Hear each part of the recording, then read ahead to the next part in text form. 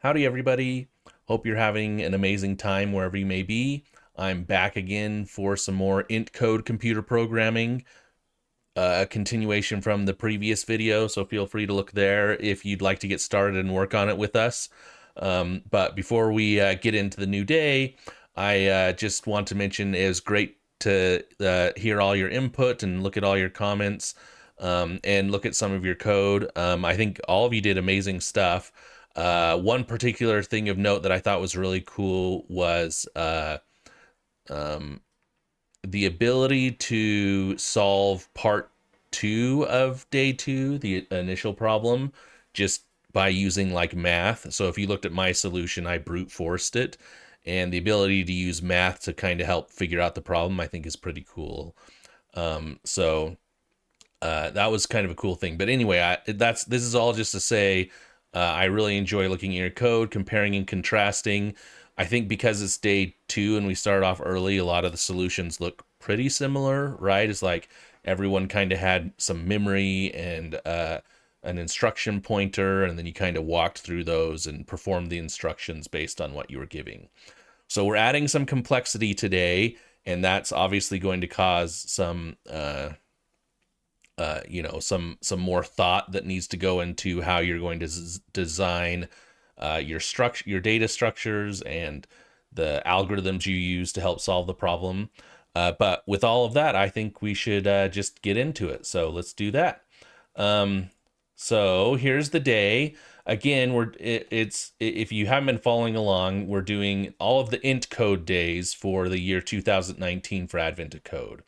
And I thought this would be fun because it's kind of a cool way to show you how a computer works, right? I think we had talked about last time is like, right, computers are really just a bunch of ones and zeros flying in and out of the CPU. And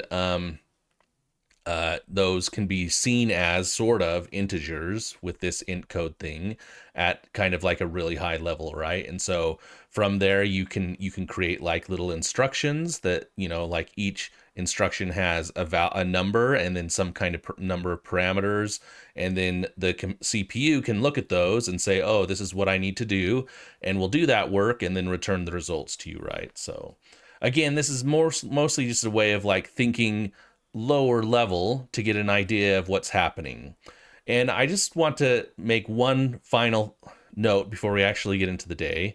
I know I say this a lot, but I feel like I go on tangents, but I think these are interesting things to think about, right?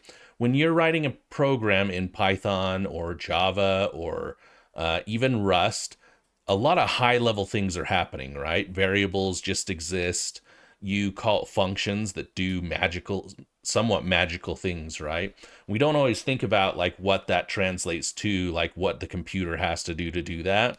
And that's where, and most of the time, to be honest, that doesn't matter. But what it does mean is sometimes you miss out on, oh, is my program memory efficient? And there's obvious places where maybe it's not, right? Is you just assume. And the reason I'm bringing this up is because this has kind of happened over the last couple days.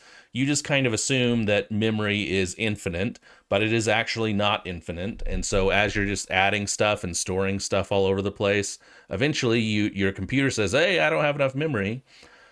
Um, and you run into trouble, right? And so being able to reason about what the computer's doing when you're writing code, I think is actually helpful, especially in a higher level language. And so that's why I think this will be really helpful.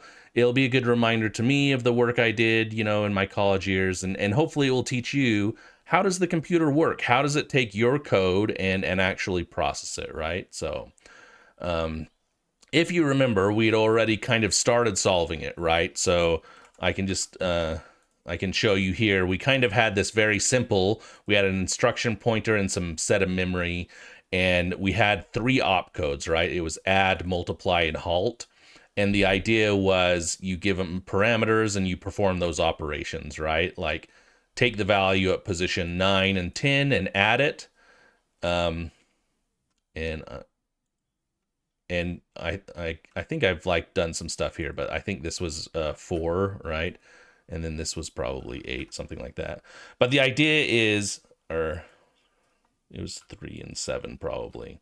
Anyway, the idea is you have some memory location and you're slowly walking through these instructions, right? Just like you would kind of give instructions to your CPU, and the CPU would have some kind of little counter here to know where it's at, right?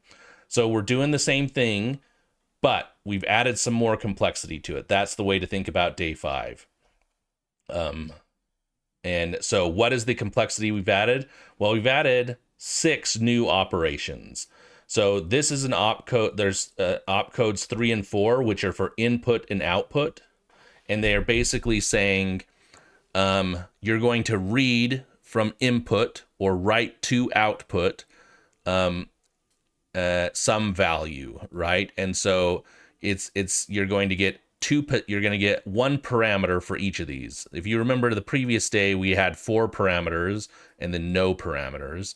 Now we have these 2 that have 2 parameter or 1 parameter, right? So the opcode 3 with the value 50 says read from input some value and put that in position 50, right, in memory. And 4 is just the opposite, right? Is take the value at 50 and write it to some output. And I will say they were very vague on what input and output should be. So that implementation detail is up to you, right? When you're thinking about input and output from like a CPU, it could be like, a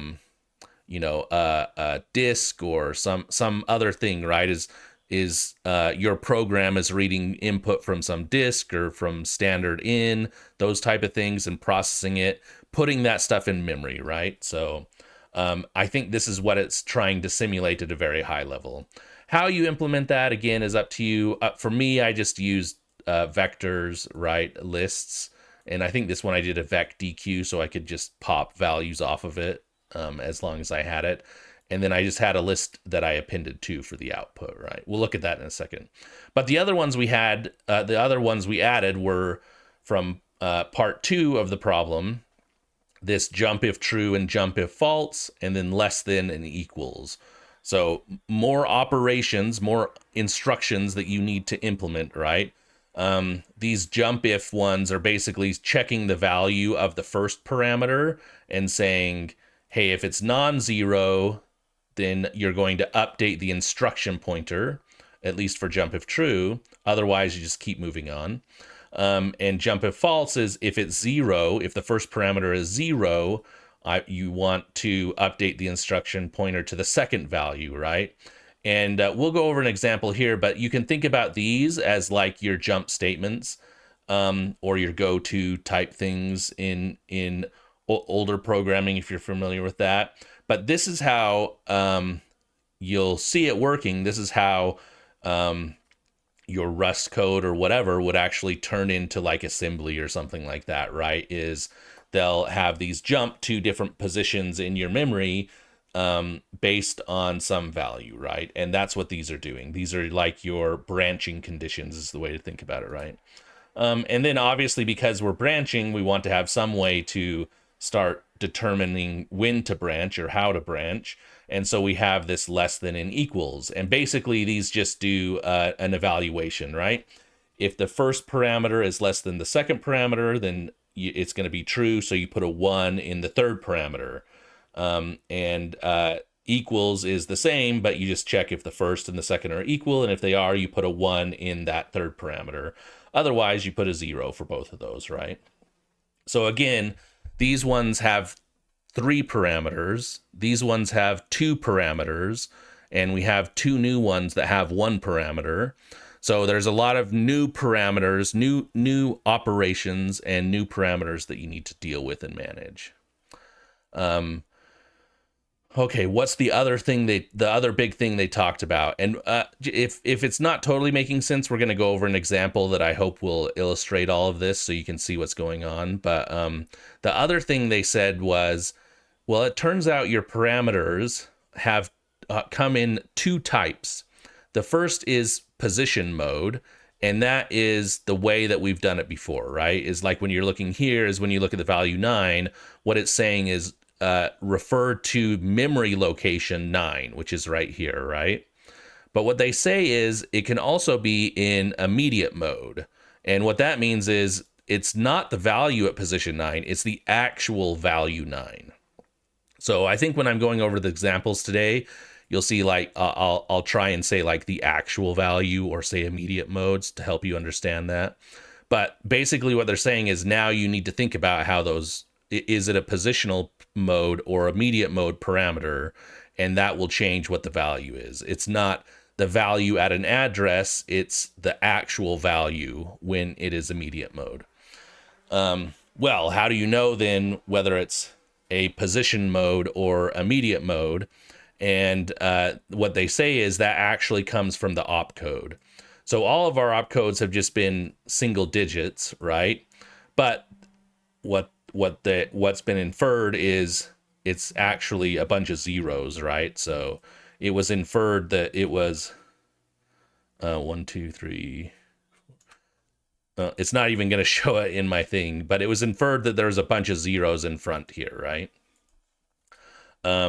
So if you take a program like this 1002, this one now helps you determine whether you're in positional or immediate mode, and this 0 helps you as well. And they describe it right here, essentially saying if the value is a 0, it's a position mode. If it's a 1, it's immediate mode.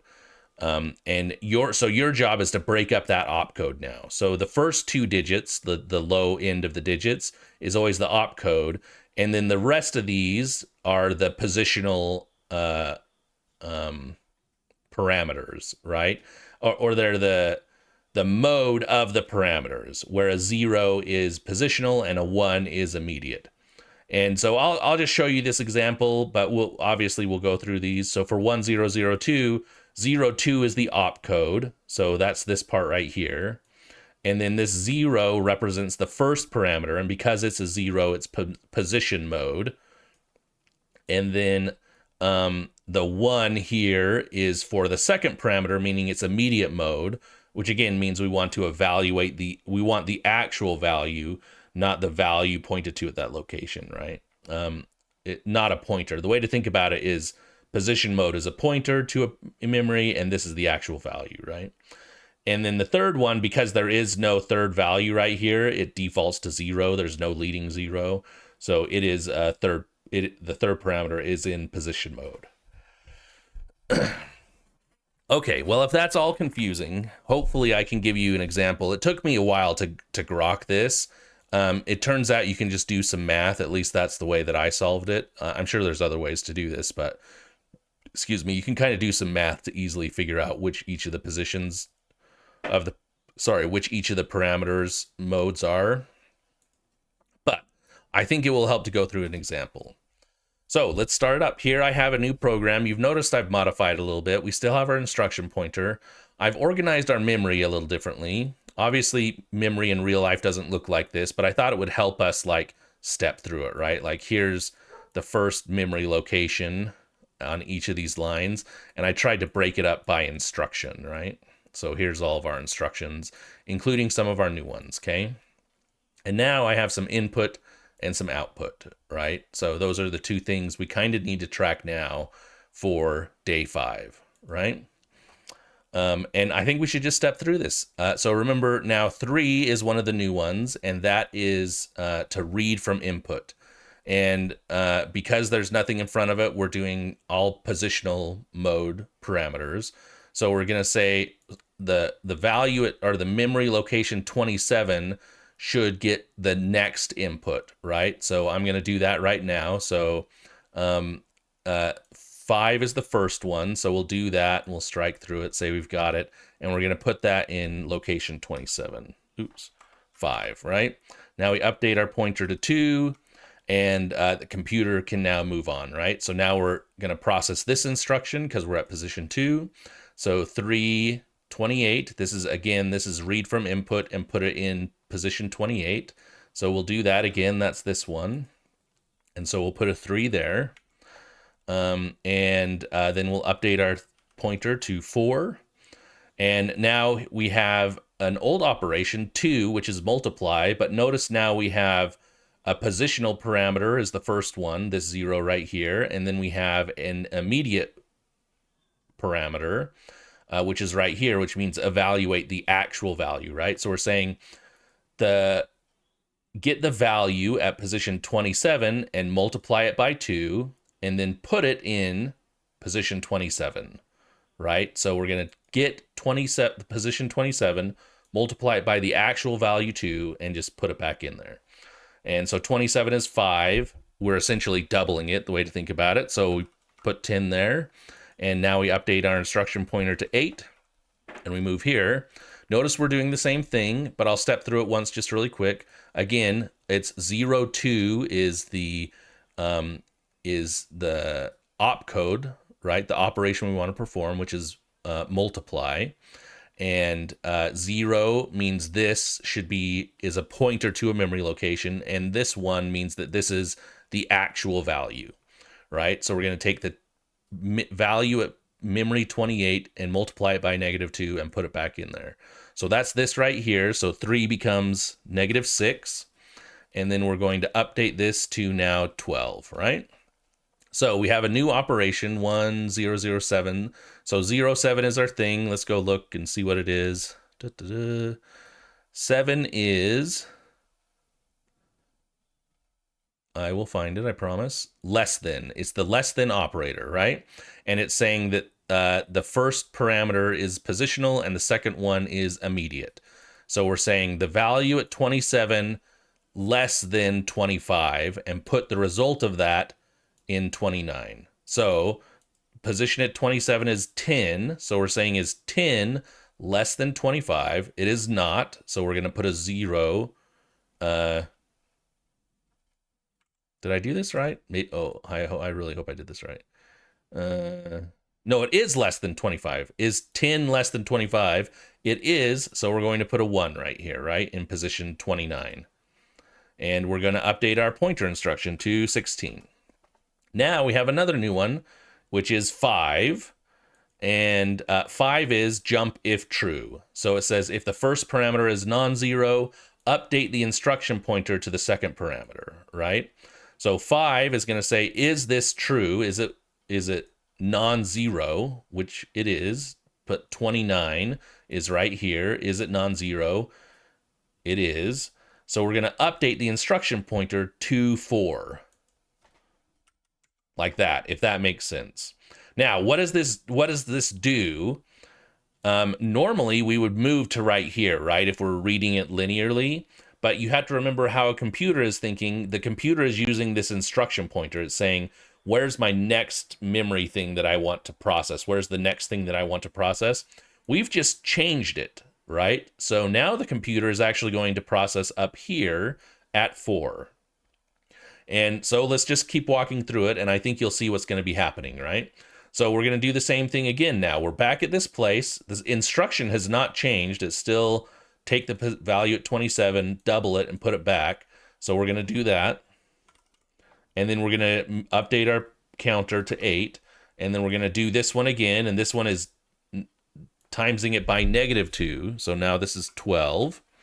And now we're going to go here, and we're going to do another check, right? Is the value at 27, which is 20, less than 25? It is, so this is going to remain a 1. And now we're going to evaluate this again, right? So we're going to say if true, right? And so is 29 non-zero? It is. We're going to set our pointer to 4 again. Oops, I wasn't updating this. Did I not update these? Oh, I think I did it once, but not twice. So we're going to change it to 4 again. We're back up here again. So notice, I hope you're getting an idea of what's happening here. You're actually kind of creating a for loop, right? You can think about in other programming languages, you would loop this way, right? This is how your machine understands looping and function calls and things like that, right? It will say things like, hey, if this value is true, which is what essentially this is asking right here, or sorry, this is asking right here, go to some other place in memory and start processing, right? And obviously functions are slightly different because you'll create stacks and different chunks of memory that use that stuff. You might make, anyway, there's other stuff that functions do, but you can think about this as how you implement those kind of branching statements and stuff in how a computer would do it, I should say, right? So let's go back to 4, and we're going to do this one more time. This makes this 30, and we go to 8, and this makes this negative 24, and we go to 12. Now we have something different that changes right here, right? Is we're still doing this check. Is the value at 27, 30 less than 25? It is not this time. So we're going to put a 0 in there. And now we're going to update this to 16. And this is going to say, hey, is the value, or the jump if true is what we're going to do, right? And we're going to say, is 29 true? And it's a 0. It's not. So we don't update the counter. And now we just move on to the next instruction, right? So we now go from 16 to 19. And now what does 19 do? 1 is addition. It's saying add the values at 27 and 28 and put it in 29. So we're going to add these two values, which is 6, and put it at 29. And now we're going to go to instruction 24, or we're going to update our pointer so that when it runs again, we will know we're at position 24. And now 4 is another new operator, which is output. So we're saying output the value at 29, which is 6. So we're going to put that right here, right? 6. And now we're going to update our instruction pointer to 26 because we process these two. And 26 is 99, which is our halt instruction, which means the program is done. So we've gone through this whole program. It finally finished. You can see I used some memory down here to like store values. And I read the input, and then I got the output, which was 6. And that's how these new instructions work, right? You can see the old instructions still work just fine when you're doing add and stuff like that, but now we just need to add some additional features, right? If we're reading from input, we need to take values off of this input vecdec, I think is what they call them. I call them a DQ. I don't know why. Vecdec.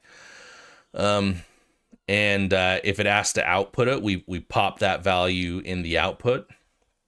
And then it's this new branching idea, right? This is where the complexity comes when you're thinking about this, right? But this is how a program works in your CPU, right? It has this instruction pointer, and you can update that instruction pointer and say, hey, I want you to go process something over here, or I want you to go process something over here. Think about if blocks and for loops and things like that. This was kind of like a while that I implemented in this case. Sorry, it's these two right here. If I've been highlighting the wrong ones, I apologize. It's these two where you say, I want to check some condition, and then I want to I want to check some value. I want to jump if that condition evaluates to true, right? So these two kind of formed a sort of a while loop. You can think about the Python code or whatever, Rust code, essentially saying, while x is less than 25, double it and negative double the other value, right?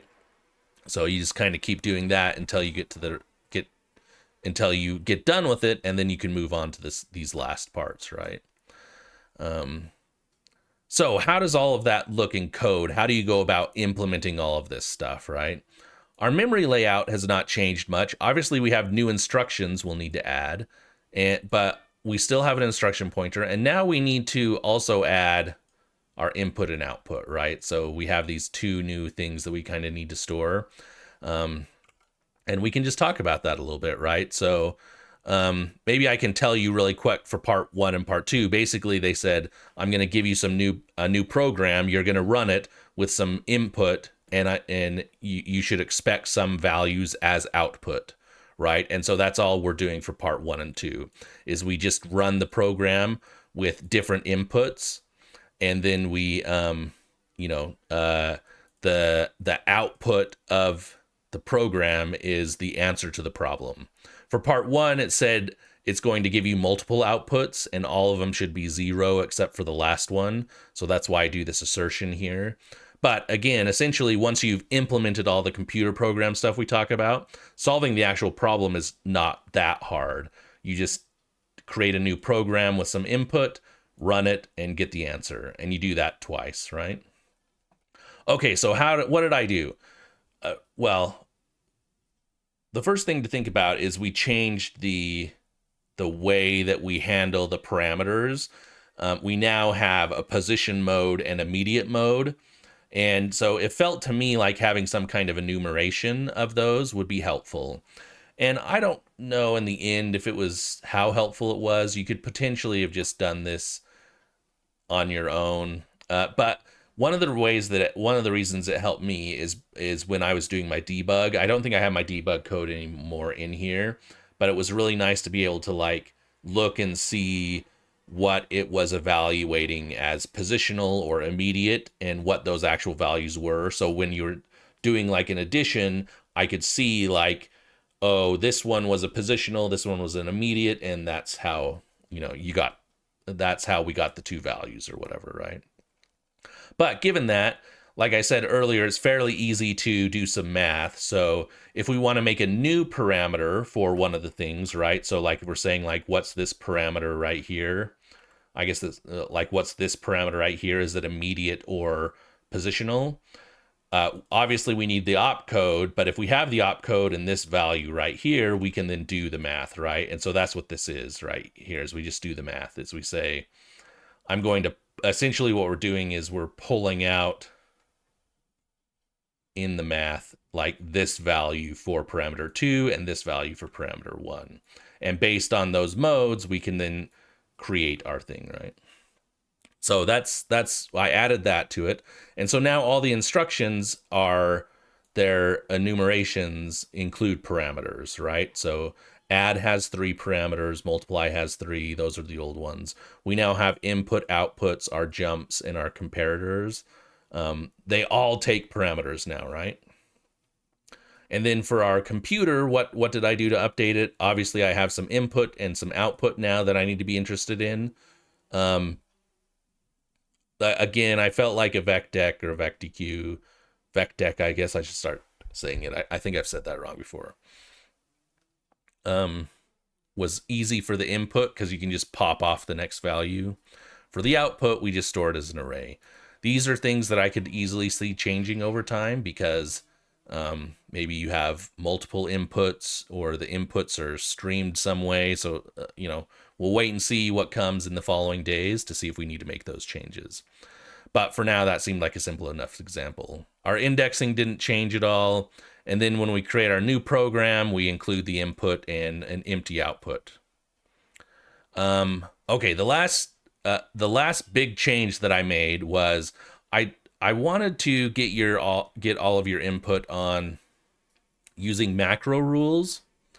So in our run program, I use some macro rules just to give you an idea of what it might look like. And I'm curious, really curious what you think, how it affects readability or maintainability or usability of code. I'd love to get your input on what you think. So it can feel a little bit like magic when you're looking at it, but I basically created this macro rule called eval, which does the job of taking a parameter and doing the evaluation, right? So we know in the example they said if it's a right parameter, it will always be positional. Otherwise, it's a normal parameter, and we just need to determine if it's a position, we want to get the value at the memory location. If it's immediate, we're just going to return the actual value itself, right? And then I can use these macro rules to like help process all of the different values, right?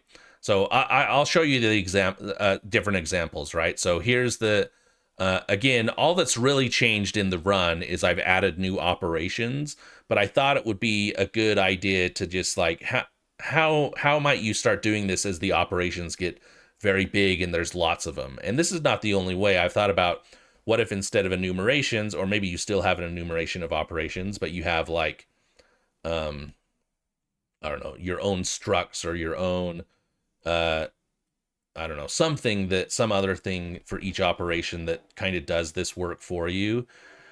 But here's my 3 ways. So the first way is the macro rule. You can see what we need to do is we need to call eval now on our dest left and right. And that's because we don't know if it's the actual value or it's a pointer to the value that we want to use. So we call eval to get to update our dest left and rights. And you can see again what they're doing is it's just evaluating, it's doing a match operation on those in the logic. But it does, again, this is why I think it's cool. It looks cool. Maybe I could even do some work to make it look nicer. But it looks very simple and concise, right? Basically, I'm saying, hey, evaluate these values, and then I can just use them here, right? I can say self dest is equal to left plus right. Here's one where I did it without the macro, right? Where I said for multiply, I want to, I'm going to do the evals outright, right? So I'm going to do the match operations for the dest and the match for the left and the match for the right, and then I'm going to perform the operation. Again, remember if you haven't watched the day 2 part, these instructions are basically simple math things, right? Do some computation, put it in some memory location, right? So add and multiply. So here's a new one, less than, and I put this up here. It's kind of out of order, but here's another way that you might do this, right? Is maybe you have some function that that kind of helps with the eval, right? So you have an eval right for dest and an eval for left and right, and it does the job. I think I have them down here. It does this match thing and returns those values, right? So the idea being you call these functions, it's more explicit, right? I'm going to call an eval right on this one and an eval on these two, and then I'm going to perform the logic, right? For the less than, the logic is if left is less than right, we want to return 1 or set the value of that memory location to 1. If it's not, we want to set it to 0, right? Anyway, so these are the 3 ways that I thought of doing it. I'm curious if you have other ways to do it.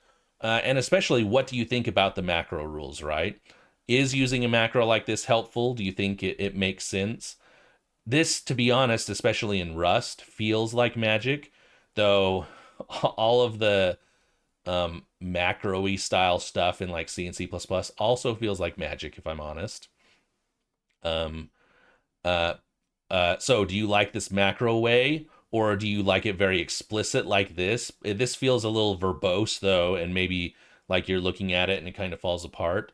This feels like the happy medium where you're like, it is simplified, but it's clear what you're doing, and maybe as long as you're defining these method names appropriately, it all makes sense. And obviously, because they're methods, you can easily jump to them and stuff like that. So anyway, let me know what you think with that. But then if we look at the rest of the run, I did them all as evals just because I wanted to see what they all looked like. But you can see essentially all that's changed for the input, all the new instructions are like, for the input, we just pop the front value and put it in that memory location. For the output, we get that value and we put it into our output value.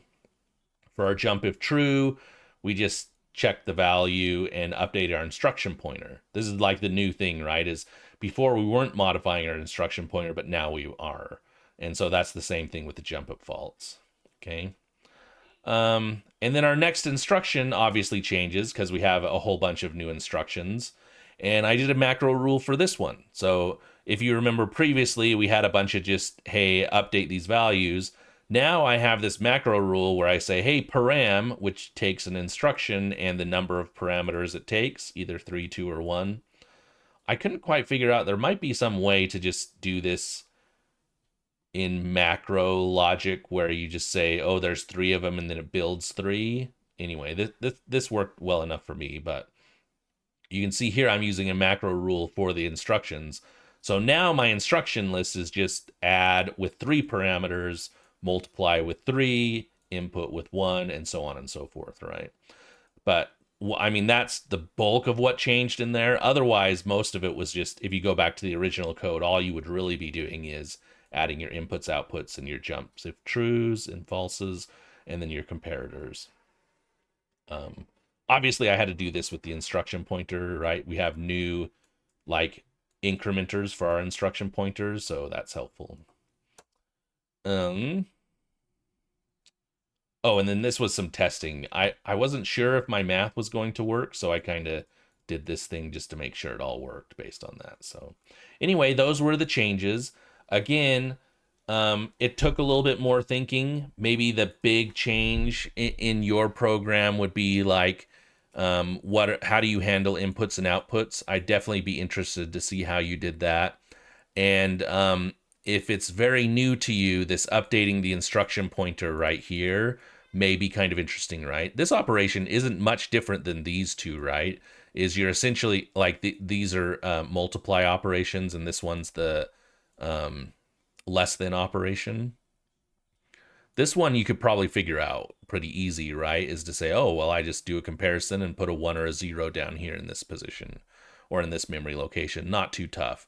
The positional stuff versus immediate, CPUs obviously do that, right? It's like you can have actual values versus non-actual, like pointers to locations. Um, but that can be really confusing, and so you just have to look at these opcodes to help you understand. And again, it really depends on what you're familiar with and what you've done before. Maybe some of this stuff was super easy and it was no big deal. Again, I think the gotchas on this one is, can you figure out the positional versus the immediate modes for the parameters, and then do these like instruction pointer updates make sense to you? And hopefully the example I gave you will make it make sense, right? Is why the ability to update that instruction pointer is really useful from like a program's perspective. That goes a long way, right? Um, so there you go. There's day 5. I've been busy with other stuff, and so I actually haven't looked at the next day. So I don't know what's happening or what's coming down the pipeline. I'm excited to see what it is, but I'm also excited for your solutions. So send them in, and let's see what you did and see what it looks like, and we'll review some of them again at the beginning of the day. Otherwise, this weekend the plan is to move to the next day of Intcode and more fully flesh out our computer. Um, and I'll say it one last time. Hopefully, this has given you some idea of how your computer works. If not, at least it's been a very fun programming experience for you. I've had a lot of fun doing it. It's cool to think about these things again and to kind of go over them. I think I said that last time. So we'll keep doing it as long as I'm having fun and you're enjoying it. As always, appreciate your feedback. Love all the comments and the code you're sending. Keep doing that. I love the idea that we can kind of like share and learn from each other. So the ability to do that is really cool. And with that, we will talk to you next time.